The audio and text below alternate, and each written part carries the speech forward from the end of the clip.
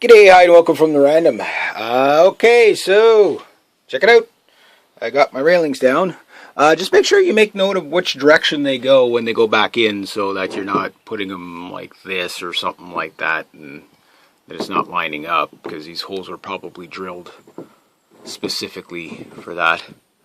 So yeah, there we go. The little screws hold it. The nuts are still in there. I'll have to dig them out. I'll take them out and I'll show you that in another video. There's a few of them that stayed in because the wood swells up, so you can see the nuts still in that one. It's still in that one. Still in that one. So what happens is the wood swells up and then the nut won't come out, which is okay. What you could do when you're taking them off is just put some tape or something on the bottom, but the screws held the nut there, and seeing they weren't falling out, I didn't bother. But you could do that just so you don't lose the nut somewhere in the on the cabin floor. So let's have a look at my railing. Well, it's kind of rough looking, but you can see a little bit of sanding. This thing's going to look good. Now, a couple of chips came out. I'm going to show you something, a little trick like here. When you lose the chips, keep the chips. So what I'm going to do is I'm going to glue those back in, and then I'm going to sand it. That way it's sand together. And I kept, there's a little trick you could do too, is keep some of the, see, like the little stuff like this, keep this. And because you can make sawdust with that. Well, why is that important that you make sawdust? Oh, got my whack-o-meter. Gently put it away. There we go. Why is it important that you can make sawdust? Well, I'll tell you why it's important that you can make sawdust. Is that sawdust, when you mix it with the glue, you now have the perfect colored filler.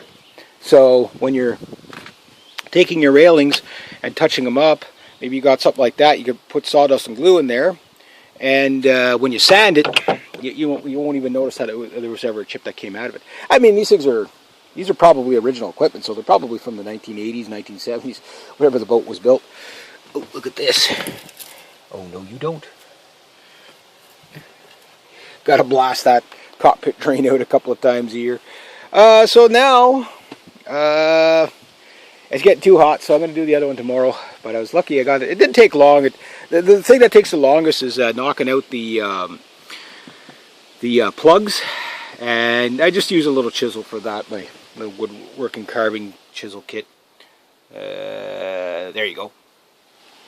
And I just pop it out with the mallet very gently, because it's easy to, don't do a lot of flicking, just take out little bits at a time, because that's how you end up knocking the chips off the edge. I mean, this is all dried out wood, so you got to refreshen it up again.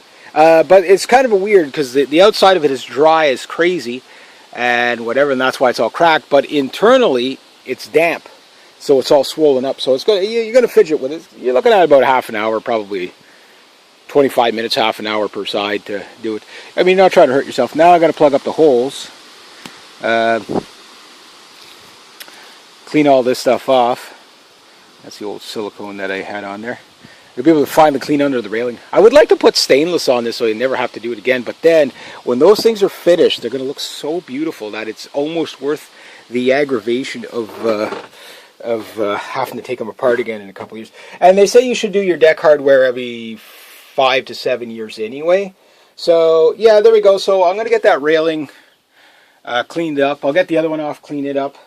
The companionway stuff is really good, so I might do this as well. I mean, it wouldn't hurt. It doesn't look bad, but you're going to have these. Ooh, wow! Look at these spectacular railings and companionway. I don't know what you would call them, flanges, whatever they are. The companionway teeth that goes there. It's going to be all bright new and shiny. They come in and it's like, oh well, okay, well, yeah, it's okay. It's like, oh, well, oh, you let it go to that point. Oh, well, okay. You know what I mean? Same like my ladder. I can't wait to redo this. But the problem is matching everything. I mean, if I start to refinish in here, which I will at some point, but it's all a stain in here, a light stain out there. It's going to be heavy polyethylene. Basically, I'm turning my wood pieces into plastic. We'll see how that goes.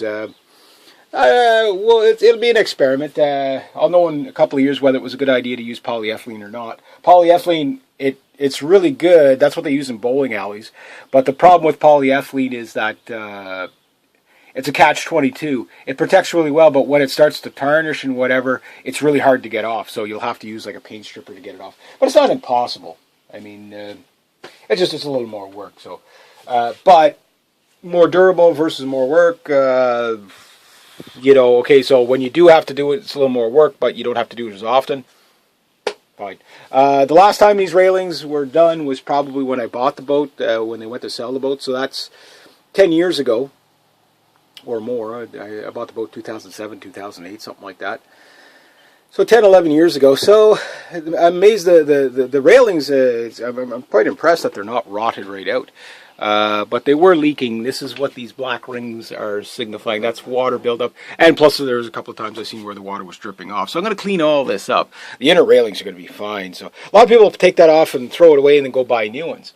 And you're going to spend a couple $100 buying new ones. But you'll probably spend 20 minutes, maybe half an hour, maybe a total of an hour on each side. That's taking it away, cleaned up, painted, and then let it dry for a night or two, maybe add a second coat, you know, after 8 hours, and then put them back in. Maybe you got 45 minutes to an hour's worth, an hour to an hour and a half worth of work, depending on your mode. But even the slowest person, the most